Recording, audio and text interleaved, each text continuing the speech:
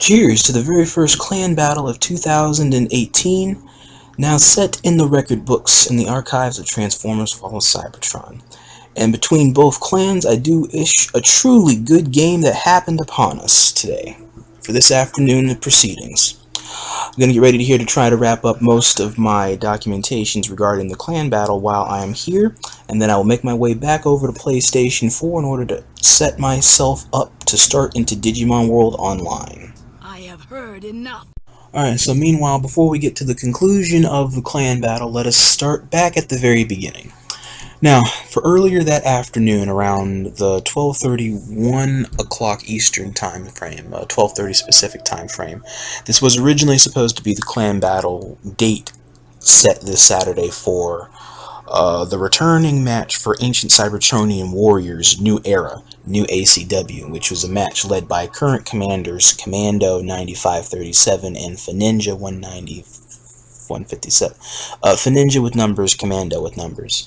I cannot remember their exact IDs at this specific time, but the match was originally set for this time frame.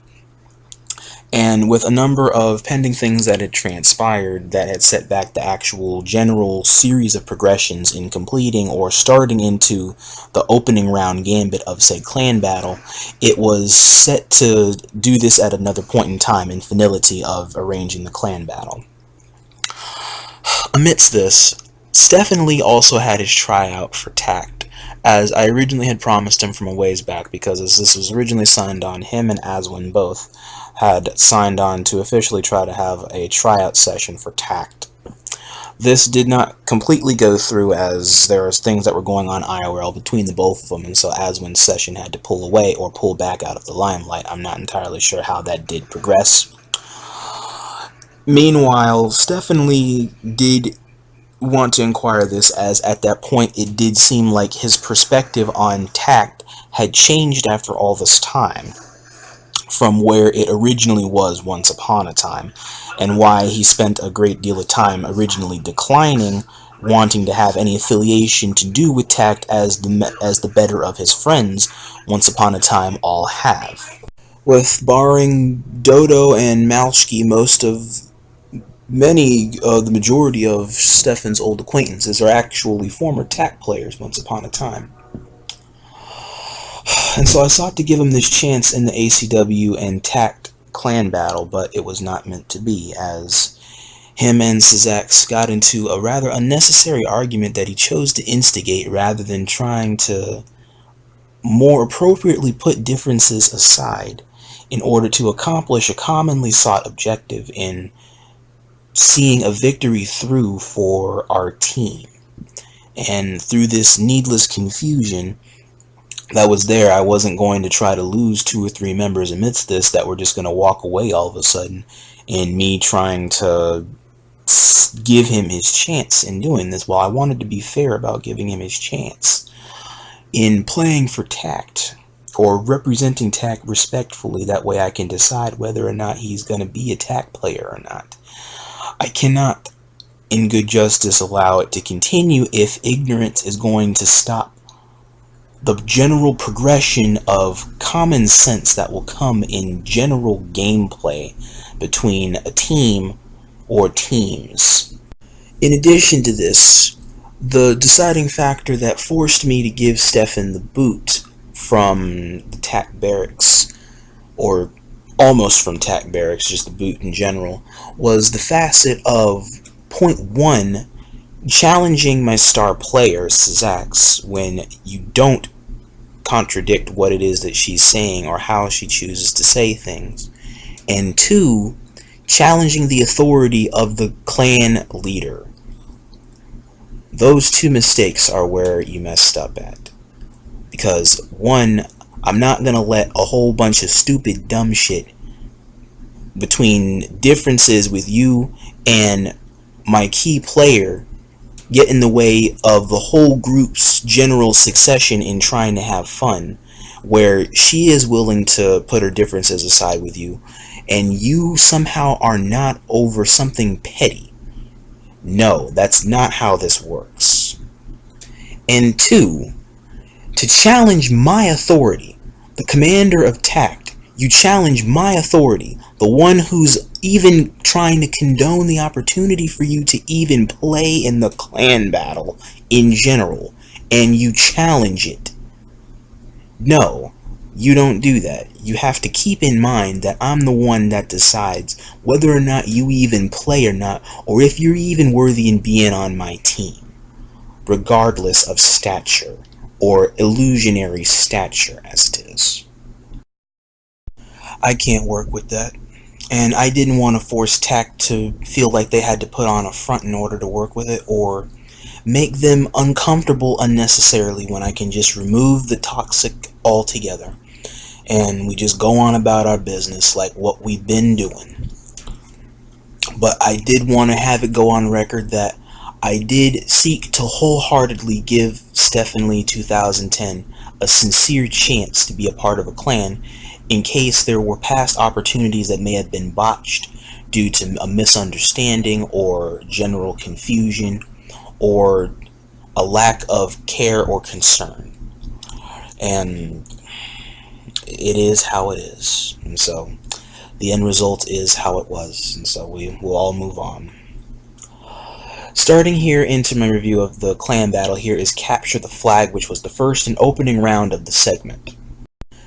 While this was originally set to take place in T.A.C.T's host, a lot of them had specialized and wanted it to be on my host. Not everybody could originally connect to it, and so what I did was take a secondary option on this and decided to pitch the offer for one of my guys to try to host it. And so I pitched this to Chaos Shadow, or Hotshot Prime 883, in order to go on ahead and host Capture the Flag. 5 captures, 20 minutes, blah blah blah blah blah. Y'all know the jam for setting up the general capture the flag and all that stuff. Now for this one here, I didn't realize that the match outline would generally be that laggy as the whole match continued. However, taking into consideration the mix of different connectivities that would be in this match between American players, the 1 or 2 German players, and then the 1 or 2 or possibly 3 UK players, there's a very good chance that lag is going to happen somewhere along the lines for somebody or for one whole team, or it's going to spike at select intervals. Is that the key thing here is to try to make comfortable with when it comes to so many different types of host settings and NAT types that mesh into one clan battle. The key issue to keep the focus on is to establish the least amount of lag possible or pending for the session in question. And with this scenario, this doesn't come from the servers being laggy. This comes from the mesh of different hosts and origin of different NAT types. UK, Germany, United States, all meshing onto one grid at different speeds, and so different speeds will result in different registration times. Lag does generally appear in different forms, as I've seen demonstrated and as I've experienced over time, and as our groups, both of our respective groups, have likely experienced over time. And so the pending issue here, while you don't want to play on lag in general, there are going to be times, unfortunately, where lag will subtly reside somewhere in the connectivity, whether or not it is there for everybody or for only one person. It is there, visibly or invisibly, all the same. Here, while it was noticeable over time that lag would be a factor in a lot of the match dragging, or feels like it drags on at times where shots would be a miss or would randomly line up at odd times to make very unusual shots connect. The factor here with everybody lagging in the match, in a sense, creates an unusual imbalanced balance, if that makes sense, because with everybody here noticeably lagging, but lagging to where it is still playable to an extent, then in a sense this creates a neutral playing field. Also, if that makes sense, a neutral playing field with both parties having to deal with lag, so it wouldn't be everybody but 1 or 2 people in the match that just pop it in, oh my god, it's laggy, can we have a new host? But it's one of those things where, okay, it's lagging for everybody involved, but at the same time of there being lag present, ironically, nobody is disconnecting from the match, and they're not being lagged out of the match. So it's an unusual balance that does come out of this. While it makes it rough to play, it also means that all the people can still somehow magically still be involved in the match without the momentum from either side dropping, unless they're not conveniently used to subtle or surprising points of lag that may hint at times, or in this case, be very bluntly visible the entire time. Next is the revision here in the round 2 of the clan battle, which was Fury's host. It was Fur's host. T.A.C.T's map pick. T.A.C.T went rather pedestrian with the choice and just picked Array for the Conquest map, since we do pull pretty good games for Conquest on this map. And so I went on ahead and just stuck to picking that out, if not abandoned. On that one, that match was going so unbelievably well as the Kickstarter, until the whole random point somewhere along the lines when it just magically dropped, and me and Shadow lagged out, and one or two guys on their end had lagged out, I think, or something like that had happened, and it ended up being a 3v5 as I saw it popped in the chat. I suspected that lag would subtly be around since it was on a UK host, but I wasn't really going to worry about it like that, because again, it comes with the price of doing business, with playing on different connections, whether or not they may be laggy or whether or not everybody can fully connect in. If it's not able for everybody to fully connect in, then host change and blah blah blah blah blah with the whole protocol that happens amidst that. Now, when the lag out had happened, yeah, I'm not gonna lie, I was almost mad as hell if I didn't catch myself, because I was so far in the zone, and then boop, right back to the main menu, just randomly out of nowhere. Yes, I was very pissed, but I was not entirely I was frustrated, but I was not pissed off. Frustrated, but not pissed off. I was almost about to rage, but I did not reach that point because I caught myself, took a drink of water that was next to me, waited for the invite, which I was kindly given, and I popped myself right back in the game. That way we could finish doing the Conquest jam with however much time was left to go. Now, the thing that I did like about this was, because the protocol did stick with two of their guys sitting out, which means that it did temporarily continue as a 3 versus 3 during that tenure when me and Shadow did lag out. And that I do like, because that means that the momentum did not falter, even though key people may not have been there, in order to keep the momentum generally flowing as whence it started when the match started. But it still kept going. It didn't fully drop. It dropped some, but it did not drop completely. And I do like the fact that the protocol did come into play here in just sitting out and letting the match still go on doing what it does. That Conquest match had also ended in loss on T.A.C.T around 500 to 300, 500 point cap maximum. And then the match pretty much was a decided factor there. And so for Team Deathmatch, I went on ahead and switched the strategy up, and this time we were following AK-47 and Cybertronians' general idea of a group push gamble.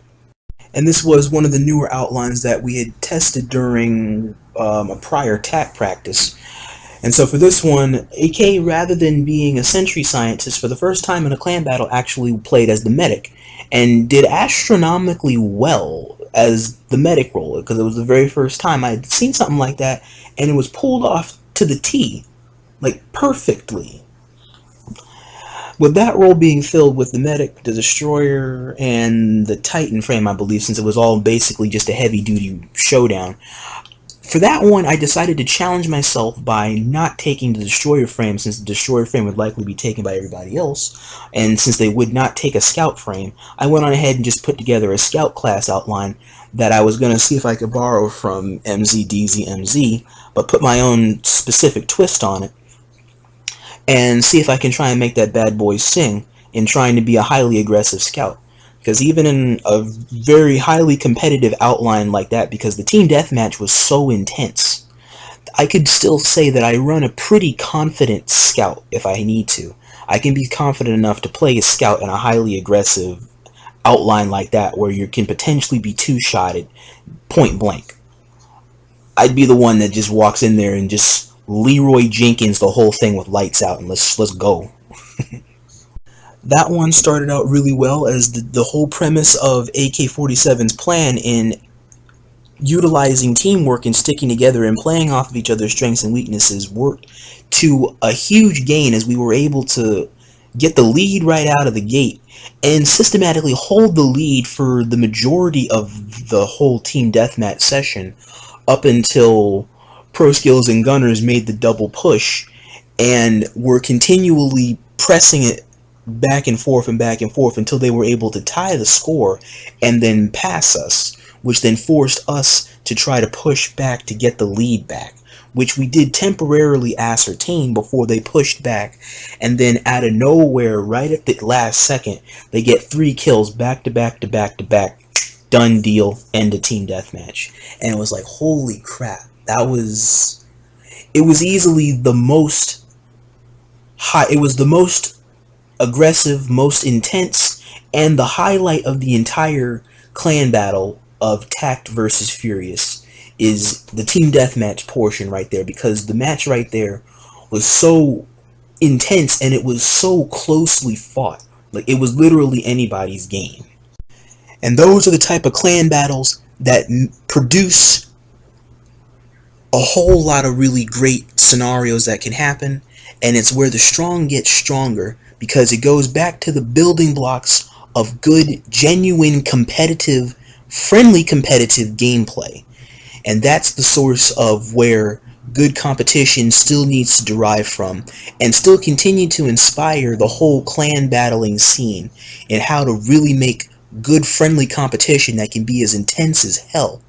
Almost like there's bad blood going on between people, but there's no bad blood. It's just friendly competition. It's good competition between two pretty strong clans that can finally go head to head and go for broke. And there's going to be a winner, there's going to be a loser. We both walk away